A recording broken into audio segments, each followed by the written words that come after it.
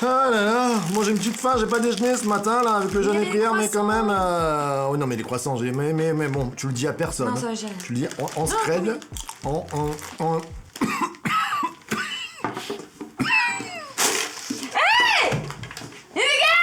Je sais pas quoi faire. Bouge pas, je connais les premiers secours. Non mais, arrête, c'est pas comme ça, c'est comme ça. Viens, Mais j'arrive qu'est-ce pas. que vous faites? C'est pas du tout comme ça. Ah, ça sert les formations.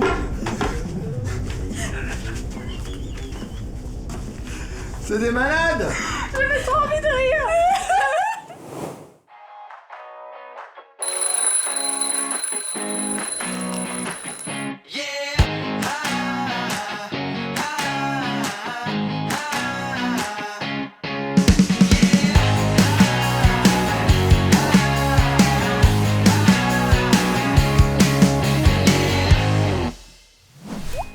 Jesus Coffee, bon matin. Ça va bien? Ouais, Ah bah on est en forme, hein, vous savez, on est en mode On jeûne, prière mais- intensif, voilà. Ça nous rebooste, ça nous ressource. Quand tu jeûnes, lave-toi les dents.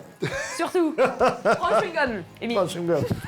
Exactement. J'espère que tu vas bien en ce mardi 7h du mardi matin, 14. avec le café, tranquillement, peut-être déjà dans ta voiture, peut-être déjà même au travail. Oui, tout à fait. Peut-être que tu travailles, ou que tu es sur la route, ou que tu te brosses les dents, ou que tu bois ton thé, ou que tu regardes juste le Jesus Coffee Et que tu es bien. et que tu es bien Et dans voilà. la présence de Et Dieu. on veut te dire que Dieu veut te bénir. Amen. C'est ça les Jesus Coffee, C'est ça. avec le sourire. Donc on continue. Donc on est toujours dans cette semaine de thématiques sur Esdras. Exactement. Voilà. Et on va continuer avec la fin du livre. Ah voilà, alors hier on vous a présenté un peu le début, un peu l'historique, tout ça, mais la fin du livre est assez exceptionnelle, même d'ailleurs, on se dit, ça termine sur presque, enfin, c'est pas du négatif. Que pas du nenni. Non. C'est une sorte de sanctification, de remise en question. Dieu a béni, Dieu les a aidés, et pourtant, il va y avoir un problème. Oui. Esdras va lever le loup, on va dire. Voilà, en fait, il y a quelque chose qui est là. Pendant l'exil, il y a eu pas mal de mariages des Israélites avec des femmes étrangères. Et n'oubliez pas que dans l'Ancien Testament, Dieu avait interdit, Oui.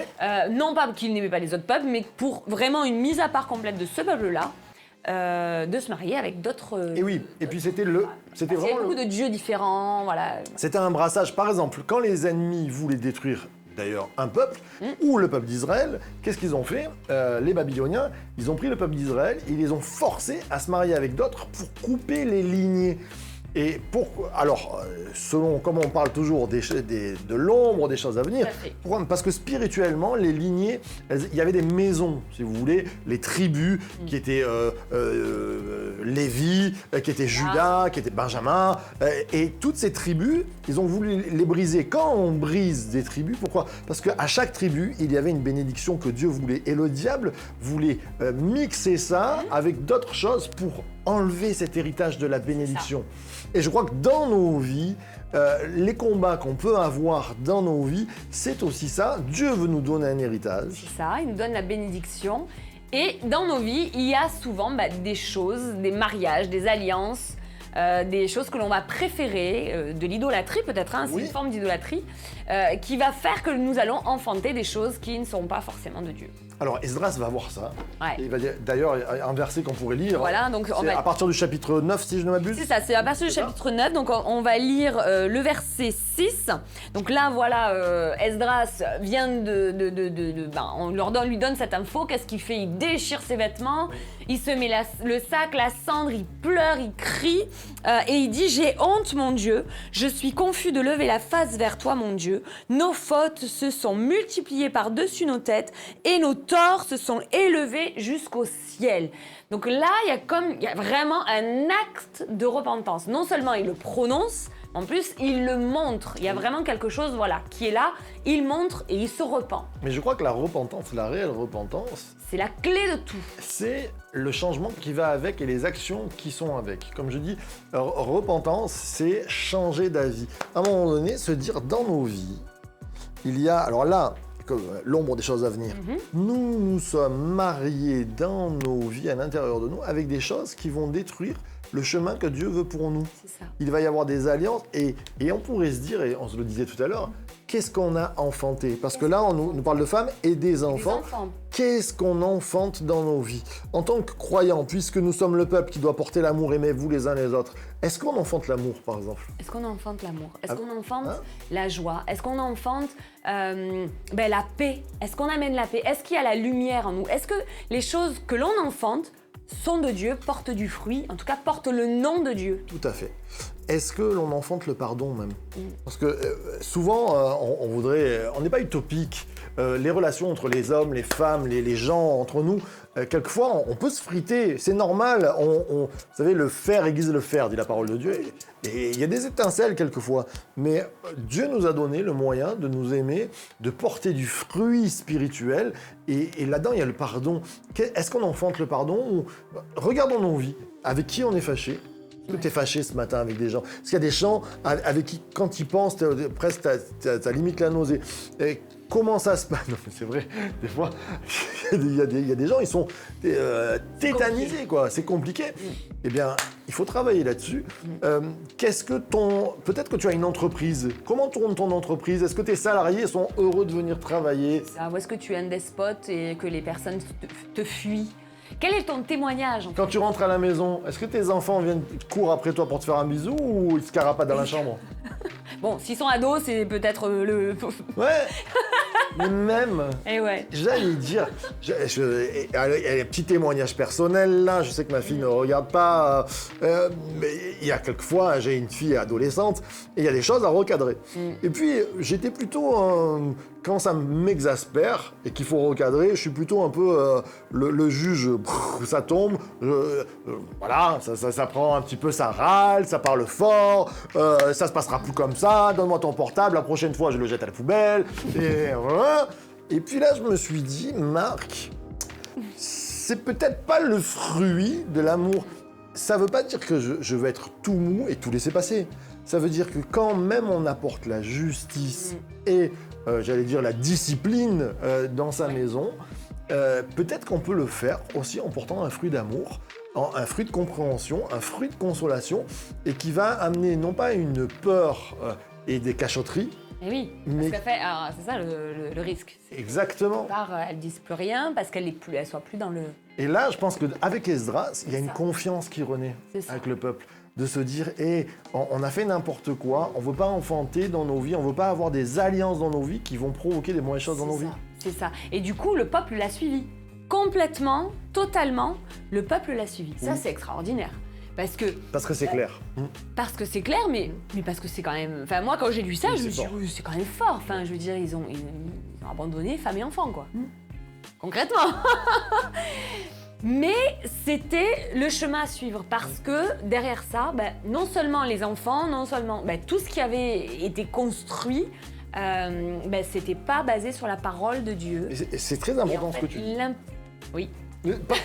Sur le fait, comme je dis, l'ombre des choses à venir, Dieu ne nous demande pas de nous couper avec les humains, enfin quoique ça peut arriver s'il y a des personnes nocives dans vos vies, il va vous coupe à un moment donné. Mais à un moment donné, ça va coûter à ce peuple-là dans cet Ancien Testament. Nous, dans nos vies, il y a des choses qui vont te coûter. Te taire quand tu voudrais te mettre en colère, ça va te coûter des passions, comme tu disais, les passions qui nous prennent tellement de temps. Qu'est-ce qui te prend le plus de temps dans ta vie? Est-ce que ça porte vraiment un fruit bénéfique sur ta vie? Quelquefois ces choses-là, quelquefois les écrans, couper ce temps-là. Alors que... le compromis, ça peut être le travail aussi. Peut-être que Dieu te demande de faire un choix concret et de couper avec certaines choses parce que il n'y a pas le fruit escompté derrière et puis il y a peut-être même un danger. Ça peut être une relation qu'il faut que tu arrêtes, que tu cesses. Et c'est important de bien... Et des fois, on perd un peu le fil parce qu'on est moins... forcément attaché, on lit moins la parole, on est moins à l'église, on prend un peu du temps, on se dit « Oh ben ça va, moi j'aime Jésus ».